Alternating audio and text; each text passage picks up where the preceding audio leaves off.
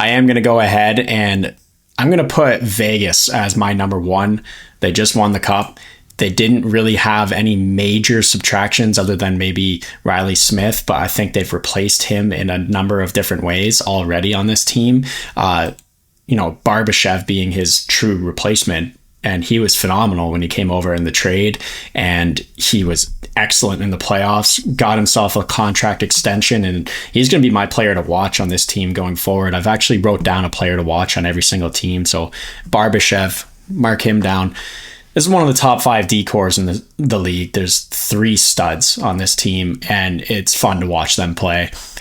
Then there's the depth scoring. This team only gets better every single year at depth scoring. They're really a score-by-committee team. I think Jack Eichel led with 67 or 60-something points last year, so it'll be interesting to see what he puts up with a full season, but really just a team where you're going to get scoring from all over the place, kind of like the Seattle Kraken that we'll talk about later. So I like this team. They had some pretty mediocre special teams last year, despite having a really good season. So if they could just increase their special teams in the slightest, then this team's going to be even better. The only real question for me is goaltending and Mark Stone. Goaltending, they're 2 guys that are not established that really led this team in goaltending last year. And we always mention goaltending is voodoo. So I'm really curious to see what's going to happen here. And they had a couple guys leave the net, Quick and Brassard are gone now. So I'm just curious to see what's going to happen with goaltending. I think it's going to play a big impact on this team. And then Mark Stone, if he can stay healthy, that's going to be so crucial for Vegas. Yeah, health will definitely be a concern again this year for Vegas. I feel like that's been the story of their franchise since they came into the league. Just being able to stay healthy, and not last season, but the year prior, they missed the playoffs, and it was largely due to the fact that they weren't healthy. Last year, of course, we all know that they went on to win the cup, but it wasn't without, some health scares and some trials and tribulations throughout the season and in the playoffs in terms of health. So that'll always be a concern for this team, I feel like, until they go a different way and rebuild in however many years, if they even choose to do that. They're such a crazy franchise. Maybe they don't follow the traditional route. But yeah, I don't have a problem with Vegas at number 1, Casey. You mentioned that you have 3 teams that you could sort of slot in that top 3 and you would be okay with any of them. I think we have the same 3 teams. I'm willing to bet that we do. And that's why I don't have a problem with Vegas at number 1. I like Edmonton quite a bit. I like LA quite a bit. But I think Vegas, coming off 111 points, winning the Stanley Cup, their only real subtraction being Riley Smith, and essentially, like you mentioned, they replaced him with Ivan Barbashev, who came in at the deadline.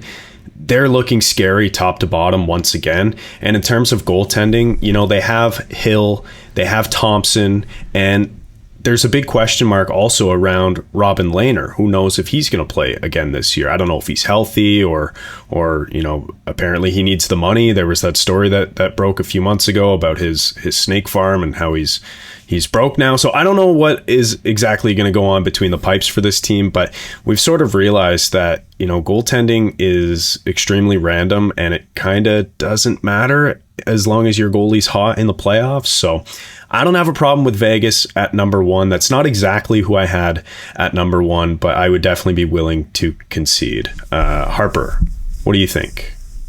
Yeah, personally, I don't have Vegas number 1 in this division like you, Chad. I have the Edmonton Oilers, but I could see the defending Stanley Cup champs finishing first in this division for sure. I think the goaltending will be very interesting. It'll be a good kind of open competition or an open battle, between Hill and Logan Thompson getting back and being healthy, who looked very good for them for a long stretch of time this past season, and for the most part the band is back together like you guys said, and everybody is locked up on pretty reasonable deals, and so they could certainly run this back again. Now with Mark Stone, I do think that for the rest of his career he's probably not going to be an 82 game player and will miss some time in the remaining seasons that he has left, but but this team does have the depth that they can withstand him being out for periods of time here and there. I do feel like, but he is such a big part of this team, and when he's in the lineup and healthy, he is such a factor. But everybody's back for the most part. It's just Riley Smith that's out the door, like you guys mentioned. This team is a powerhouse, and first or second, they could be in this division. I've got them second personally, but I don't mind them being picked in first by Case at all. Well, Case, what about Edmonton? Where do you have them in your rankings? Because Harper and I both have Edmonton at number one, not Vegas. So I'm interested to hear an argument for Vegas over Edmonton. Edmonton was one of the three teams I mentioned. Actually, LA was the third, so you were right there. Yeah. And I did have Edmonton at number two. This team, they solved the depth scoring issue. They solved the goaltending issue for the most part. Failed to solve the D problem, in my opinion. The D core is still just mediocre at best. You have, a very overpaid Darnell Nurse being your number one defenseman, and then Evan Bouchard as your kind of only offensive defenseman in this lineup. I like the add of Ekholm last year, but there wasn't really any pizzazz to that one at the end of the year or in the playoffs. So I think this team's really lacking the D core, and it's going to be another season of they better outscore the opponents. It's going to be pretty easy when you have 3 100-point scorers on one team and the best player in the world who's probably going to put up 150 points this year. But another thing that I was taking into consideration when I was looking at the two teams side by each, I was looking at them and I was thinking Vegas was unreal last year with poor special teams. I think they were like 18th and 19th in power play and penalty kill. Edmonton Oilers had maybe one of the best power plays ever since they started tracking the stat. And I just have to expect that is going to come back a little bit. I don't know if you can sustain 30+% on the power play despite having Draisaitl and McDavid. So that was kind of something I took into consideration. And then just wondering if Stuart Skinner is going to be able to play 50+ games again to pick up the slack for Jack Campbell. So I just had more question marks about on the Edmonton side than I did Vegas. Vegas, I really have no questions other than goaltending, and that we've already accounted for as doesn't matter. So both these two teams are really good, and they're going to be near the top of the league, let alone the top of this division. But I just see Vegas having the edge. Yeah, fair enough. When I look at Edmonton, I kind of thought the same thing as you. The number one concern was the D core. Although they added Ekholm, he essentially just replaces Tyson Barrie on that back end, which we do love because Ekholm is a two-way guy. He makes a great first pass. He can move it up the ice without giving up too much in the way of defense. So that was a great add, and I think that really stabilized their blue line. The reason that I don't think their blue line is as bad as people say anymore is because you're expecting Bouchard to take yet another step this season. He'll be the number one quarterback on the number one power play in the league, and he'll be able to take some steps defensively. You would hope so as well. There's also another guy who we've barely seen in the NHL at all, Philip Broberg. I don't know if it's his time to step in and be a mainstay on this blue line, but that would be intriguing to see as well. Up front, you can definitely expect some regression with this team, in terms of a guy like Ryan Nugent-Hopkins. He's never going to score 100 points again in his career. I would be willing to put some money on that. But that being said, they did add a guy like Connor Brown, and a guy last year who only played half the season was Evander Kane. So I feel like their offense might actually even be better than it was last season, even though one of their players who got 100 points is likely to regress by quite a bit. And then in net too, talking about regression and things regressing back to the mean, I think there's not a world in which Jack Campbell is as bad as he was last year. And if he is, they'll make a trade and they'll bring in someone else. So those are my arguments as to why I think Edmonton could be better than Vegas. It has nothing to do with Vegas being bad or Edmonton being extremely good. I think they're both really good teams, going to be at the top. I mean, let's be real. 2 points separated these teams in the standings last year, so it could go either way. But that's why I have Edmonton number one. And Harper, I'm sure you have some of the same thoughts too. Yeah, definitely. And, I mean, it obviously starts with the two horses up front, and McDavid and Draisaitl. And, excuse me, you could tell that they were pissed off at the end of that second round series with Vegas after the loss. And I think that, it was more not discrediting Vegas at all, but I do feel like a good chunk of the reason why the Oilers lost that series was because they kind of lost themselves a little bit, and they kind of beat themselves. And so they're a good team. I just think that, McDavid and Draisaitl, who, by the way, we're seeing on social media that it looks like they've been training together all summer. Like, they've been going together everywhere, the biosteel camps and all of that. So I just think that those two are going to come out like a house on fire.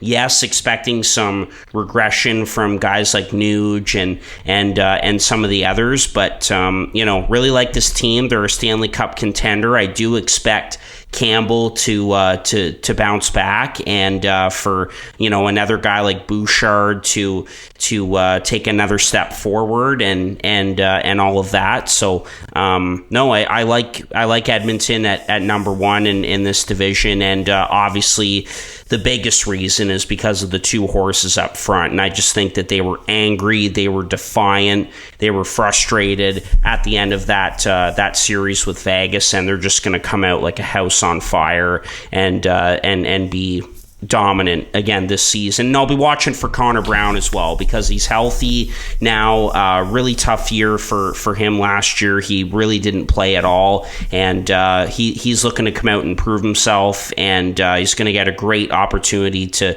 do that with his old junior hockey buddy in McDavid. So yeah, all of those things kind of together make me want to pick Edmonton at number one. I hear you with having Evander Kane back and Connor Brown coming into the lineup. I did put down my player to watch as our NH, because I'm curious to see if he can, I said if he can hit 100 points again, but if he comes even close, it's going to help the team drastically. But when you talk about regression, like, I just see where Stuart Skinner might drop back a bit. Jack Campbell's it's going to equal out in the end. Same as the scoring, where we lose RNH's 100 points is going to be equaled out, or maybe slightly better with Evander Kane. Connor Brown's keeping up with Yamamoto or Klim Kostin, so like, I don't see it drastically different. And then when I look at the back end, saying like, I hope Philip Broberg takes the step, because I like the player, but I don't want to I don't want to hold my hat on that. Fair enough. That's not necessarily where I want to put my money. When I look at Vegas's decor, I think that their fourth defenseman is as good as Darnell Nurse, or slightly close. And Braden McNabb, they play the same hockey game. Braden McNabb might punch a couple more people in the face, which may be even better. So if you don't agree with that, then Shea Theodore is better than Darnell Nurse. Pietrangelo is better than Darnell Nurse. So I'm not, you know what I mean? Yeah. I just think their decor is so good. It's a couple guys who can really move the puck, and then four of them that play phenomenal defense. Alec Martinez blocks so many shots. I don't know how he still has a career at his age. And then Zach Whitecloud and Nicholas Hague, like, they're just hard to play against, this whole decor. I mean, in the end, I did say that I was willing to put any three team at the top, so I can concede here, but I just don't think that, considering Edmonton was behind them, despite it being a point last year, I don't know if they've made enough changes that's going to put them over the top.